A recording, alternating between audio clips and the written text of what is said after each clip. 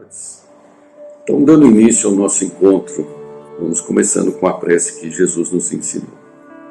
Pai nosso que estás nos céus, santificado seja o teu nome. Venha a nós o teu reino, seja feita a tua vontade, assim na terra como no céu. O pão nosso de cada dia nos dai hoje e sempre. Perdoa, Senhor, as nossas dívidas, assim como perdoarmos aos nossos devedores. Não nos deixeis cair em novas tentações, mas livra-nos do mal que existe dentro de nós mesmos. Porque é teu reino, o poder, a glória, a justiça, a esperança e o amor para todo sempre. Que assim seja. Então, do capítulo 6, o Cristo Consolador. João 14, 15 a 17 e 26. Se me amais, guardai os meus mandamentos, e eu rogarei ao Pai, e Ele vos dará outro Consolador, para que fique eternamente convosco, o Espírito da verdade, a quem o mundo não pode receber, porque não o vê nem o conhece. Mas vós o conhecereis, porque Ele ficará convosco e estará em vós. Mas o Consolador, que é o Espírito Santo, a quem o Pai enviará em meu nome, vos ensinará todas as coisas, e vos fará lembrar de tudo o que vos tenho dito. E aí vem os comentários de Kardec, né? Jesus promete outro Consolador, é o Espírito da Verdade, que o mundo ainda não conhece, pois que não está suficientemente maduro para compreendê-lo, e que o Pai enviará para ensinar todas as coisas e para fazer lembrar o que Cristo disse. Se, pois, o Espírito da Verdade deve vir mais tarde, ensinar todas as coisas, é que o Cristo não pôde dizer tudo. Se ele vem fazer lembrar o que o Cristo disse, é que o seu ensino foi esquecido ou mal compreendido. O Espiritismo vem, no tempo assinalado, cumprir a promessa do Cristo. O Espírito da Verdade preside ao seu estabelecimento. Ele chama os homens à observância da lei, ensina todas as coisas, fazendo compreender o que o Cristo só disse em parábolas. O Cristo disse que ouçam os que têm ouvidos para ouvir. O Espiritismo vem abrir os olhos e os ouvidos, porque ele fala sem figuras e alegorias. Levanta o véu propositalmente lançado sobre os certos mistérios e vem, por fim, trazer uma suprema consolação aos deserdados da terra e a todos os que sofrem, ao dar uma causa justa e um objetivo útil a todas as dores. Disse o Cristo: bem-aventurados os aflitos, porque eles serão consolados. Mas como se pode ser feliz por sofrer se não se sabe por que se sofre? O Espiritismo revela que a causa está nas existências anteriores e na própria destinação da Terra, onde o homem expia o seu passado. Revela também o objetivo, mostrando que os sofrimentos são como crises salutares que levam à cura. São purificação que assegura a felicidade nas existências futuras. O homem compreende que mereceu sofrer e acha justo o sofrimento. Sabe que esse sofrimento auxilia o seu adiantamento e os aceita sem queixas, como o trabalhador aceita o serviço que lhe assegura o salário. O Espiritismo lhe dá uma fé inabalável no futuro, e a dúvida pungente não tem mais lugar na sua alma. Fazendo ver as coisas do alto, a importância das vicissitudes terrenas se perde no vasto e esplêndido horizonte que ele abarca, e a perspectiva da felicidade que o espera lhe dá a paciência, a resignação e a coragem para ir até o fim do caminho. Assim, realiza o Espiritismo que Jesus disse do Consolador prometido: conhecimento das coisas que faz o homem saber de onde vem, para onde vai e por que está na terra, lembranças dos verdadeiros princípios da lei de Deus e consolação pela fé e pela esperança. Pois bem, o importante nessa reflexão é que, por exemplo, quando foi destacado, esse trecho de João, se pegarmos no próprio João 14, de 1 a 31, era um encontro entre Jesus e os seus discípulos. E eles estavam sentados lá conversando e questionando o mestre. E daí foram ditas muitas frases que hoje nós destacamos, mas que tem um contexto. Eu vou ler aqui algumas dessas frases, então começa com João 1 e vai até 31. Não se turbe o vosso coração, crede em Deus, crede também em mim. Aí, João 2, na casa de meu pai há muitas moradas, se não fosse assim, eu vou-lhe teria dito, vou preparar-vos o lugar. E quando eu for e vos preparar o lugar, virei outra vez e vos levarei para mim mesmo, para que onde eu estiver estejais vós também. Interessante que aí Tomé pergunta, para ele, Senhor, nós não sabemos para onde vais e como podemos saber o caminho, E aí um destaque que sempre ouvimos, nesse contexto. Eu sou o caminho e a verdade e a vida. Ninguém vai ao Pai senão por mim. Quer dizer, ele está respondendo uma indagação de Tomé, E aí aquilo que nós já lemos lá em cima. Se vós me conheceis a mim, também conhecereis a meu Pai, e já desde agora o conheceis e o tendes visto. E aí o diálogo continua agora com Filipe, até que Jesus comenta precisamente, na verdade, vos digo que aquele que crê em mim também fará as obras que eu faço e as fará maiores do que estas, porque eu vou para o meu Pai. E aí, um pouquinho depois, e eu rogarei ao Pai e ele vos dará outro Consolador, para que fique convosco para sempre. E novamente volta ao que lemos lá no início, e com isso nós percebemos que todo o ensinamento de Jesus, nós destacamos em alguns estudos, mas ele é uma obra total, porque ele fala essencialmente da verdade,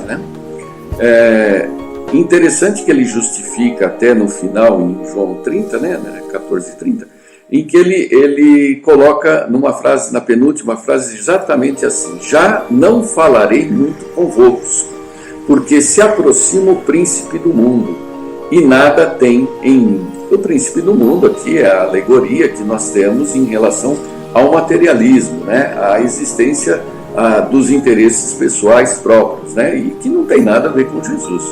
Então, na verdade, o tempo todo nós estamos falando da verdade, Então, o que nós podemos comentar sobre isso, Que a verdade é a expressão autêntica da vontade de Deus, Porque Jesus, ele foi muito claro: eu sou o caminho, a verdade.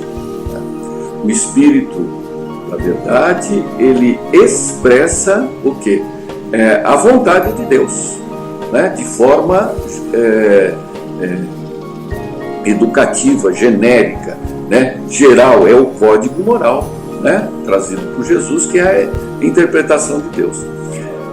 E dentro dessa verdade, nessa verdade a gente percebe que há um encadeamento de todas as coisas, Deus mantém o universo através do encadeamento de todas as coisas, na forma das leis de causa e efeito. Então tudo tem um porquê.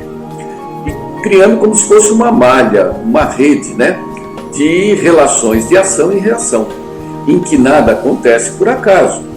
Então é um sentido racional, entre todas as coisas e as pessoas.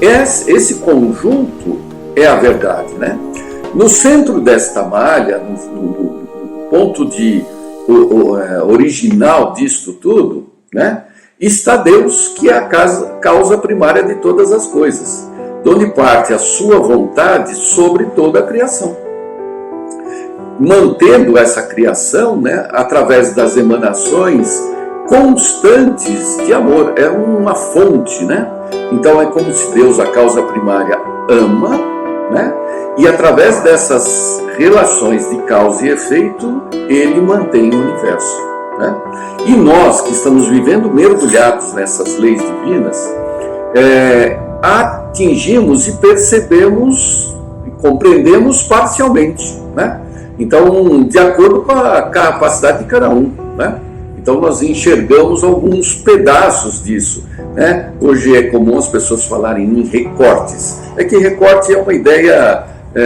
de superfície plana, né, um recorte. Não, nós vamos imaginar que sejam lascas.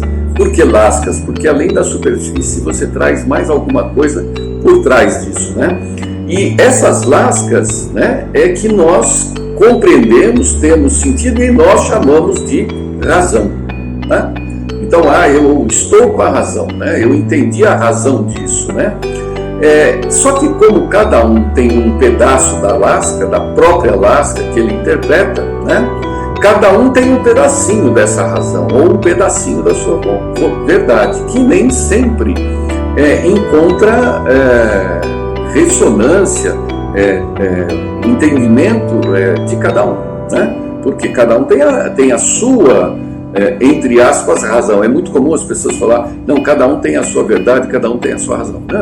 Não, a verdade é universal, ela é a mesma em qualquer lugar, em qualquer tempo, né? O que existem são interpretações da verdade de cada um. As interpretações são distintas, né? Mas a verdade é uma só, né? Se a gente quiser ter uma ideia precisa sobre essa questão da verdade ser relativa, e à medida que nós vamos ampliando o nosso conhecimento, nós substituímos por uma verdade relativa mais ampla e assim sucessivamente em busca da verdade absoluta, né? Nós podemos nos voltar na Revista Espírita de maio de 1865, em que Pascal ele desenvolve exatamente esse raciocínio, né? De busca da verdade constante, de conhecer tudo isso, toda essa emanação divina, né? Agora, na prática, o que nos cabe compreender precisamente, né? Isso que nós compreendemos precisamente, que nós chamamos de razão, né? Quando nós compreendemos, nós chamamos de razão. Ou quando não compreendemos, mas mesmo assim acolhemos, né? Nós exercitamos a fé, né? O que nos importa é praticar a verdade. E como é que pratica? O que significa praticar a verdade, né? Significa que devemos alijar de nós quaisquer possibilidades de agirmos deliberadamente fora da verdade, como mentindo, fazendo as coisas com segundas intenções, se escondendo as verdades, assumirmos condições com reservas mentais, como criança a gente fazia figuinha, né? Prometia e fazia figuinha, quer dizer, isso é uma reserva mental. Eu não estou falando a verdade, eu tenho algum interesse, né? Quando agimos assim, nós estamos, na prática, dizendo que os nossos interesses predominam sobre aqueles vindos de Deus, né? E é desta forma que nós podemos entender as advertências contidas em Mateus 12, 31 e 32 e Marcos 3, 28 e 29. É interessante, né? 1 Mateus. Portanto, eu vos digo, todo pecado e blasfêmia se perdoará aos homens, mas a blasfêmia contra o Espírito Santo não será perdoada aos homens. E se qualquer disser alguma palavra contra o Filho do Homem, no caso Jesus, ser-lhe-á perdoado. Mas se alguém falar contra o Espírito Santo, não lhe será perdoado, nem neste século, nem no futuro. Sobre o mesmo tema, Marcos fala exatamente assim. Na verdade vos digo que todos os pecados serão perdoados aos filhos dos homens, e toda sorte de blasfêmia com que blasfemarem serão perdoados. Qualquer, porém, que blasfemar contra o Espírito Santo nunca obterá perdão, mas será réu do eterno juízo. Por que toda essa... O que é ofender ao Espírito Santo? É justamente viver fora da verdade. Né? Por quê? Porque o Espírito Santo, na verdade, representado aqui pelo reavivamento dos ensinos de Jesus expandidos através das explicações que nós recebemos dos Espíritos o tempo todo, se os afrontarmos essa verdade, essa conduta, obviamente que estaremos optando por aquilo que só nos interessa, que são as coisas advindas do mundo, né? Daí para que a gente possa entender, né, que devemos agir sobre a verdade, pois a verdade é a própria vontade de Deus. Qualquer outra sentido que a gente der, estaremos sujeitos à própria sorte, né? Então, em qualquer circunstância, em qualquer situação, há que predominar a verdade, né? No livro Os Missionários da Luz, os espíritos até colocam um ensinamento, né, muito interessante, em que uma esposa vai ter com o marido que já desencarnou em sonho, né, preocupada por ele, porque achava que ele tinha sido assassinado, quando na verdade ele cometeu um suicídio. E ele cometeu um suicídio porque ele estava com a consciência pesada por ter tirado a vida do primeiro noivo da mulher, né? Só que ela desconhecia e estava rezando pelo assassino do seu noivo, sem que soubesse, né? E aí foi perguntado para os espíritos ali na presença de André Luiz por que se permitia, não se esclarecia para ela, não apresentava para ela a verdadeira, a verdade, né? E onde o espírito, né, se não me engano é Alexandre que está ali, ele coloca, que nesta fase da humanidade, nós não estamos preparados para a verdade. Nós somos merecedores de misericórdia. Então, o que significa isso? Que se os espíritos fossem apresentar a verdade sobre todas as causas dos nossos sofrimentos, nós inibiríamos qualquer tipo de mudança, né? Em função do próprio estado aterrador que nós nos encontraríamos. Então, nós somos merecedores de misericórdia, mas isso pelo que já fizemos. Porém, pelo que estamos por fazer, né, é um imperativo agirmos dentro sempre da verdade, buscando sempre as intenções alinhadas com a vontade de Deus. Ok? Prazer em revê-los e até a próxima oportunidade.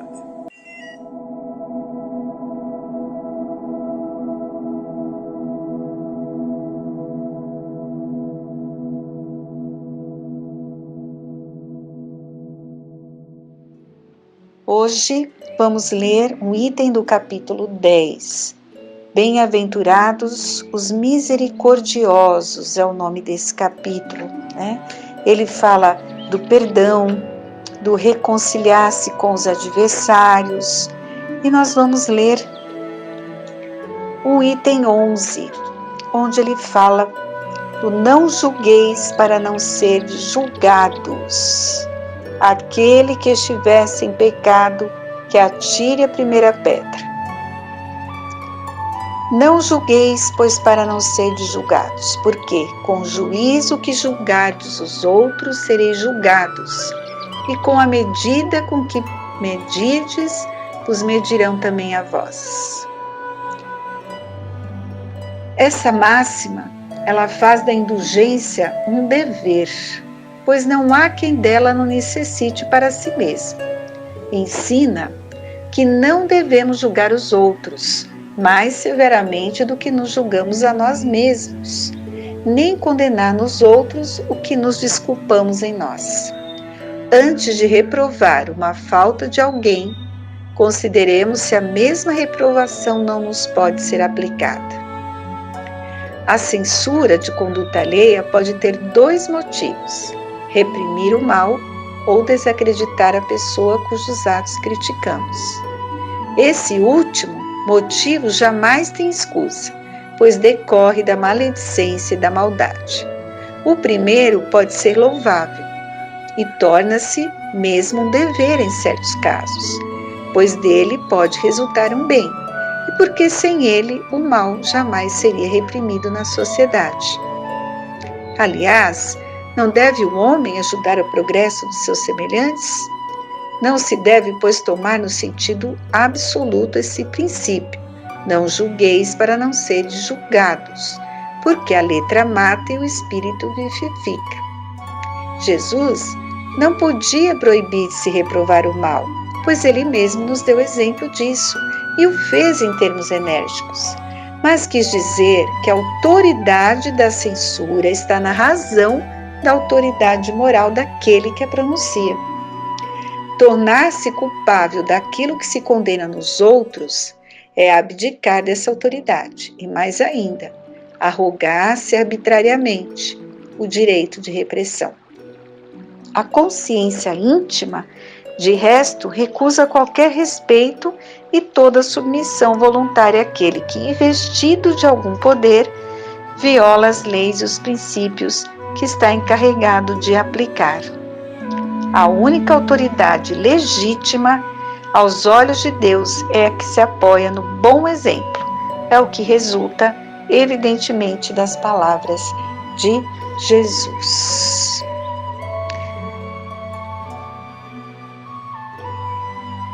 O tema de hoje, ele nos fala sobre a importância de não julgarmos precipitadamente as criaturas e, consequentemente, não atirarmos a primeira pedra naquele que nos parecem errados. De um modo geral, somos benevolentes para com os nossos erros e muito severos para com os erros dos outros.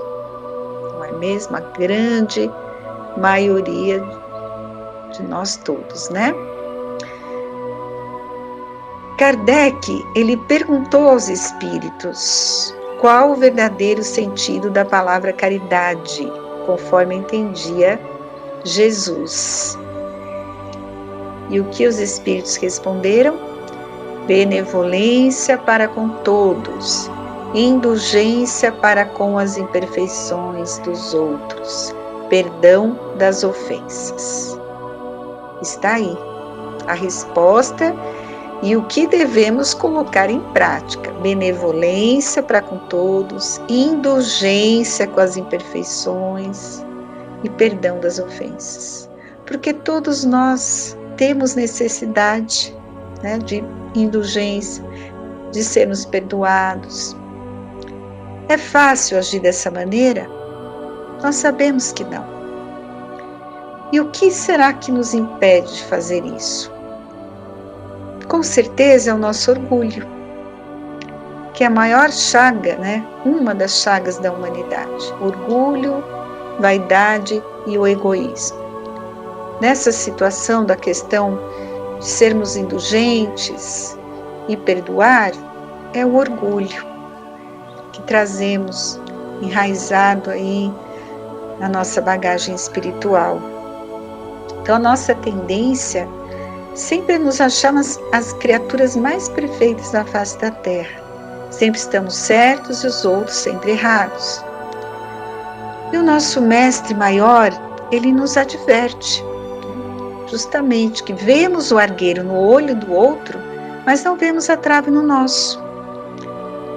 Então, para entendermos, né, para sermos benevolentes, indulgentes para com os erros dos nossos irmãos, é preciso que, antes de tudo, nos conscientizemos dos nossos erros, das nossas imperfeições e das nossas limitações. No momento em que eu reconheço tudo isso, a partir daí, sim, terei mais condição de compreender os erros dos outros, os meus irmãos de caminhada. Aí entra o conhece-te a ti mesmo, que Sócrates, né, tinha ali como filosofia de vida, e Santo Agostinho também colocou isso no Livro dos Espíritos. E ele nos convida a fazer esse exercício do conhecimento de si mesmo. É o trabalho da autoanálise, do mergulho no eu, a fim de identificarmos a nossa realidade. Mas a gente tem que ter muito cuidado, né, para não nos acharmos a última das criaturas após a identificação dos erros. Evitar extremos, porque isso acontece às vezes. A pessoa começa a se conhecer e encontra ali, né, toda uma situação bem complicada na bagagem espiritual, nos sentimentos, nos pensamentos que ela traz, que ela pode cair ali até num desânimo total. Não é esse o objetivo, jamais. Essa análise tem que ser feita para que a gente se conheça. E estamos numa nova encarnação.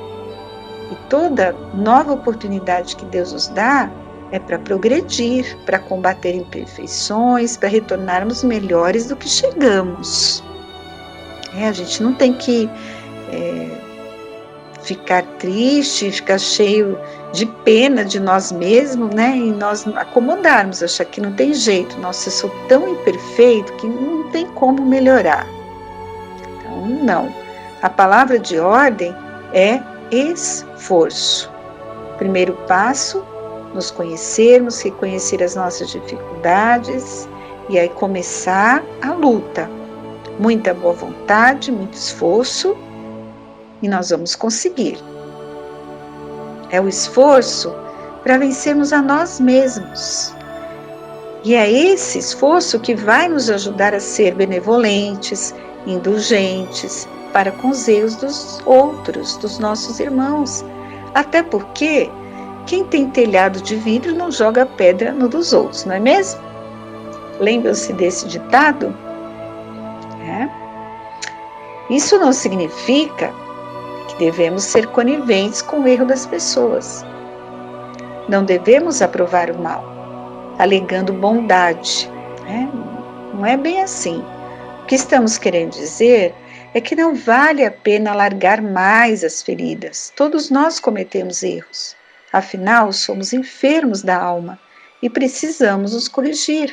É por isso que estamos aqui na Terra. É para isso que estamos aqui. A Terra é um hospital, é uma escola. Ninguém precisa de censura, de acusação, de que se relacione às úlceras, né? Mexer ali nas feridas. A nossa própria consciência nos acusará, cedo ou tarde, nesta ou em outra existência. Afinal, a lei divina lá está gravada. Foi por isso que Jesus nos disse: com a mesma medida que medirdes, sereis medido. É muito importante nos colocarmos na posição do outro. Se estivéssemos na posição difícil em que muitos se encontram, miséria, abandono, desrespeito, qual seria a nossa reação? Igual ou pior do que a desse irmão de humanidade? Por isso a resposta de Jesus a Pedro, quando perguntado: Senhor, quantas vezes deverei perdoar meu irmão? 7 vezes? E Jesus respondeu: não apenas 7 vezes, mas 70 vezes 7, isto é, ilimitadamente. Os Espíritos nos dizem que o perdão é uma ciência indispensável ao equilíbrio, assim como o ar é indispensável à vida. O Espírito Meimei nos fala que toda criatura precisa de perdão, não precisa de ar, porque o amor é o sustento da vida e o bálsamo do perdão anula o veneno do ódio. Por isso, devemos escrever as injúrias sobre a areia e os benefícios sobre o mármore. É importante perdoarmos para sermos perdoados, a fim de nos sentirmos bem conosco mesmo. É a chamada autoproteção de que nos fala a mensagem introdutória. Mas tudo isso, a indulgência, a benevolência, o perdão, requer exercício. Pelo fato de ouvirmos sobre a importância do perdão, não significa que vamos assimilar da noite para o dia. Começamos a relevar as pequenas delicadezas, as pequenas ofensas, para depois aprender a perdoar as grandes ofensas verdadeiramente. Kardec nos diz que o perdão é próprio das almas elevadas.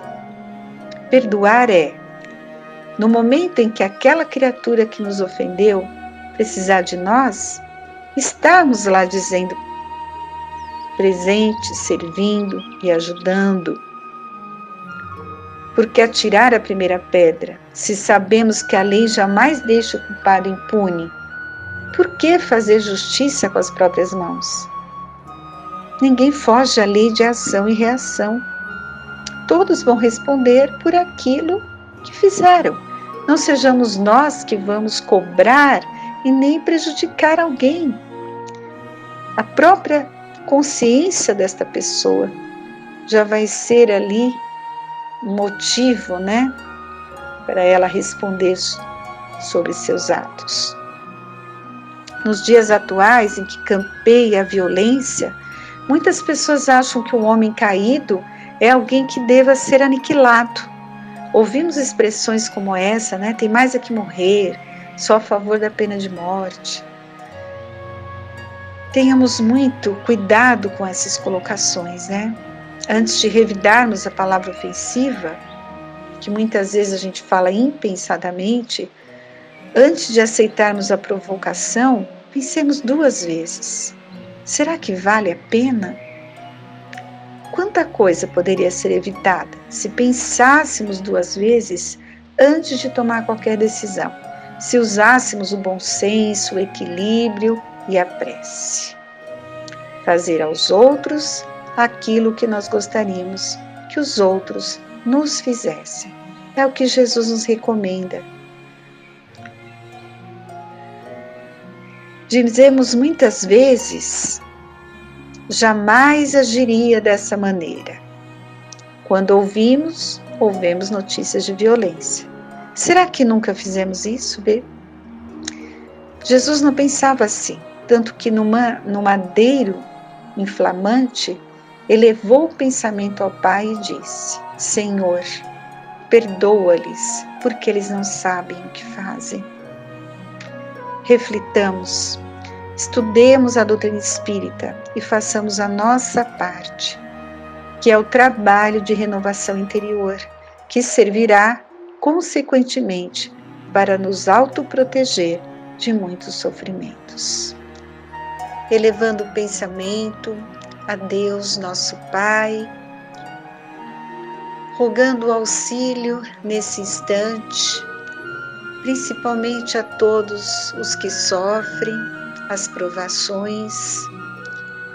Estejamos numa sintonia positiva, sentindo a presença dos benfeitores amigos, a auxiliar a todos nós.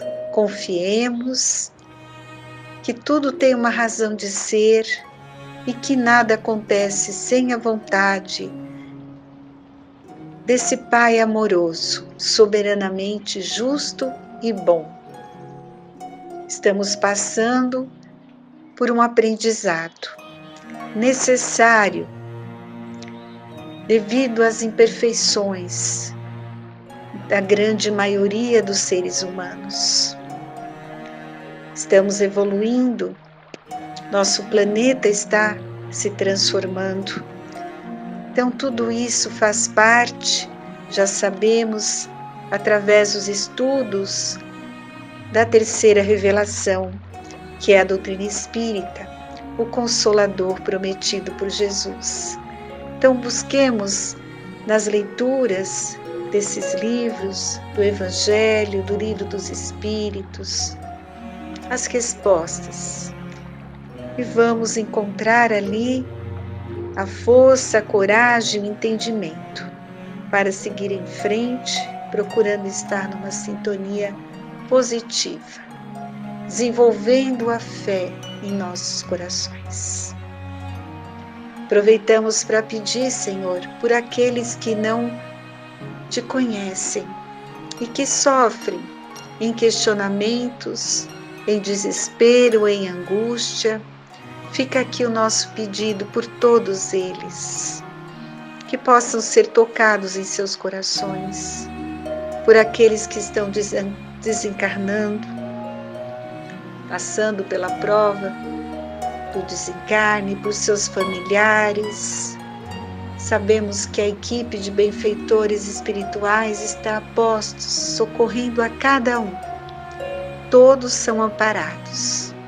Nosso pedido também aos médicos, enfermeiros que passam aí por um aprendizado muito intenso. Que Deus os proteja, lhes dê força, coragem. Com certeza, vão passar por muito aprendizado. Que Deus os abençoe e ilumine. Pai nosso que estais no céu, santificado seja o teu nome. Venha a nós o teu reino, Senhor. Seja feita a tua vontade, não a nossa, assim na terra como no céu. O pão nosso de cada dia dai-nos hoje. Perdoa, Senhor, as nossas dívidas, assim como devemos perdoar aos nossos devedores. Não nos deixeis cair em tentação e livra-nos de todo o mal. Que assim seja. Que Deus nos abençoe a todos.